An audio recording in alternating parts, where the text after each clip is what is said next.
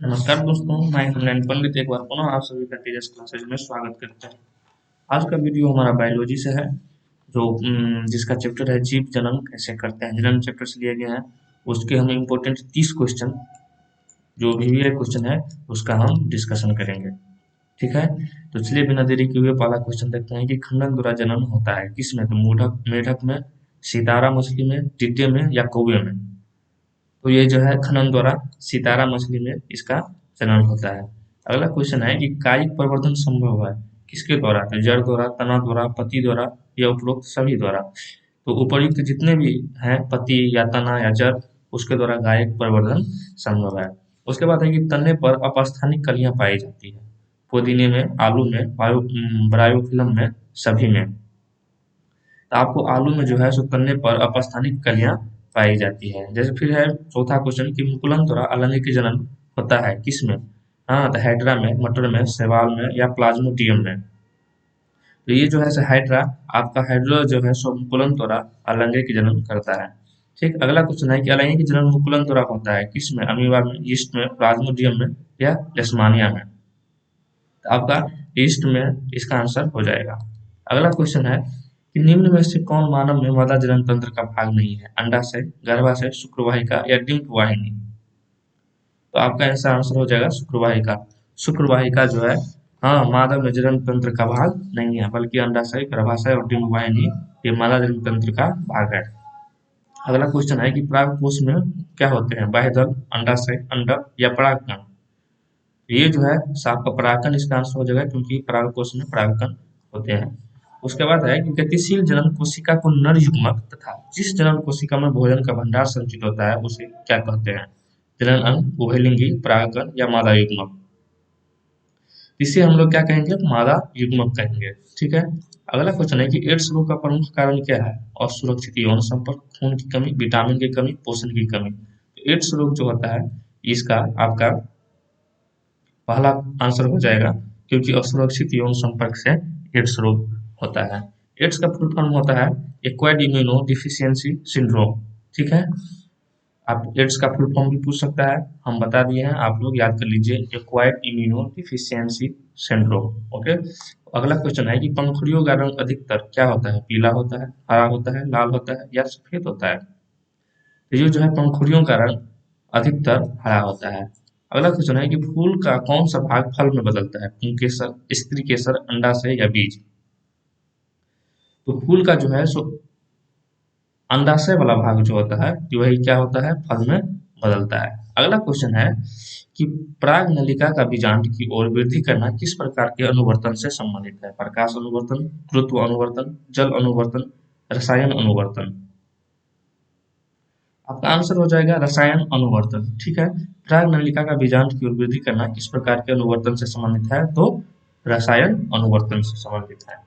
अगला क्वेश्चन है कि भ्रूण को माँ के दूध से ही पोषण मिलता है। इसके लिए एक विशेष संरचना होती है जिसे हम क्या कहते हैं। अंडवाहिका, अंडाशय, प्लेसेंटा, इनमें से सभी।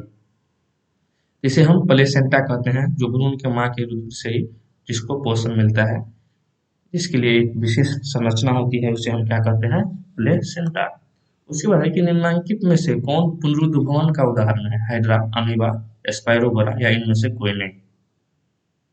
तो आपका आंसर हो जाएगा हाइड्रा। हाइड्रा जो है सो पुनरुद्भवन का उदाहरण है।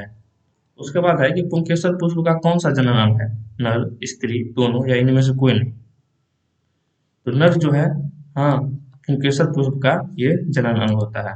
उसके बाद है कि पुरुषों में यौवन आरंभ के क्या लक्षण है। दाढ़ी एवं मूछ आना, हाँ। उसके बाद है कंठ का फूटना। उसके बाद है मांसपेशियों में उभार आना, क्या ये सभी।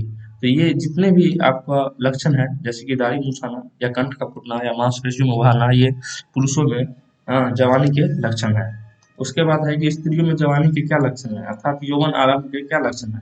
स्तनों की वृद्धि, नितंबों का उभरना, रजोधर्म का प्रारंभ। बिल्कुल, ये सभी तीनों जो है सो आपका स्त्रियों में जवानी का लक्षण है, अर्थात यौवन का लक्षण है। उसके बाद है मनुष्यों में नर जनन अंग निम्नलिखित में से कौन है। वृषण, शुक्रवाहिका, मूत्रमार्ग, ये सभी।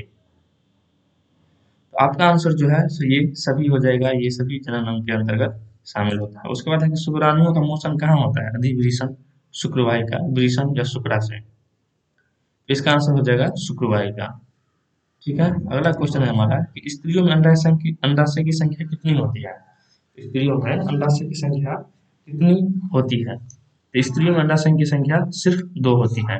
अगला क्वेश्चन है कि मनुष्य में निषेचन के फलस्वरूप क्या बनता है? भ्रूण, बीजाणु, युग्मनज, इनमें से कोई नहीं। तो मनुष्य में निषेचन के फलस्वरूप युग्मनज बनता है।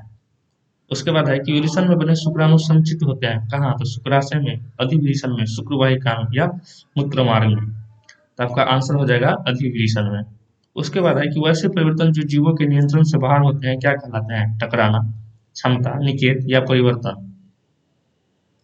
इसे हम निकेत कहते हैं। क्या कहते हैं? निकेत। वैसे परिवर्तन जो जीवों के नियंत्रण से बाहर होते हैं वे निकेत कहलाते हैं। एकलिंगी पुष्प का कौन सा उदाहरण है? पपीता, सरसों, अड़हुल, हाँ या इनमें से कोई नहीं।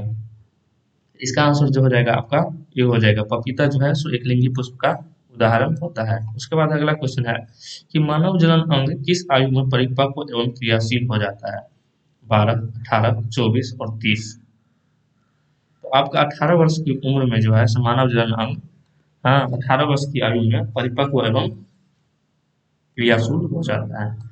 उसके बाद है कि शुक्राणु का निर्माण कहाँ होता है? यूरिशन में, गर्भाशय में, अंडाशय में या इनमें से सभी में। तो शुक्राणु का जो निर्माण होता है इनमें एक यूरिशन अंग होता है जहाँ पर शुक्राणु का क्या होता है? निर्माण होता है। उसके बाद है कि लिंग गुणसूत्र को पूर्ण जोड़ा पाया जाता है। लिंग गुणसूत्र का पूर्ण जोड़ा पाया जाता है पुरुष में, स्त्री में, पुरुष और स्त्री दोनों में किसी में भी नहीं। स्त्री में लिंग गुणसूत्र का पूर्ण जोड़ा पाया जाता है। लिंग निर्धारण के लिए आपको एक बात बता दें कि लिंग निर्धारण के लिए आपका XX क्रोमोसोम जो होता है, हाँ XX क्रोमोसोम जो होता है वो आपको औरतों में पाई जाती है, जबकि XY क्रोमोसोम जो है पुरुषों में पाया जाता है। ठीक है, और जब ये एक दूसरे को निषेचित करते हैं, फर्टिलाइजेशन करते हैं और इसका एक्स कैसे मिलता है? तो फिर ये औरत का निर्माण करता है अर्थात बालिका या मतलब स्त्री नरजात का, और ये जब XY करता है तो ये किसका बनता है? पुरुष का बनता है। ठीक है, अगला क्वेश्चन है हमारा कि हाइड्रा में प्रजनन की विधि निम्नलिखित में से कौन है? कायिका प्रवर्धन, बीजाणु समासन, मुकुलन या विखंडन। तो आपका मुकुलन जो है, मुकुलन, ये हाइड्रा में प्रजनन करने की विधि को मुकुलन हम कहते हैं। उसके बाद है कि पुष्पी पादपों में लैंगिक जनन कैसे होता है? किनके द्वारा होता है? पतियों द्वारा, फूलों द्वारा या तना द्वारा या इनमें से कोई नहीं।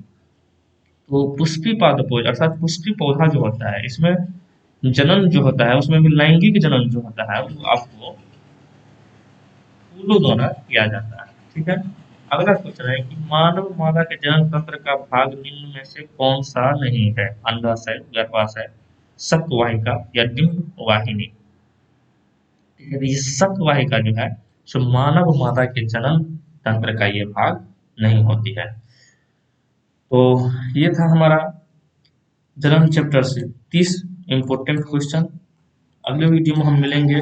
ठीक है, आपका नियंत्रण एवं समन्वय वाले चैप्टर से, हाँ जो कि उनमें भी आपको बहुत इंपॉर्टेंट क्वेश्चन का अध्ययन कराया जाएंगे। अगर बिहार बोर्ड की परीक्षा में अगर इस चैप्टर से पूछा जाता है तो इन्हीं 30 क्वेश्चनों में से आपका ऑब्जेक्टिव क्वेश्चन रहेगा, और हम आशा करते हैं कि आप सभी के सभी सोल्व करके सभी को सभी बना करके आप आएंगे।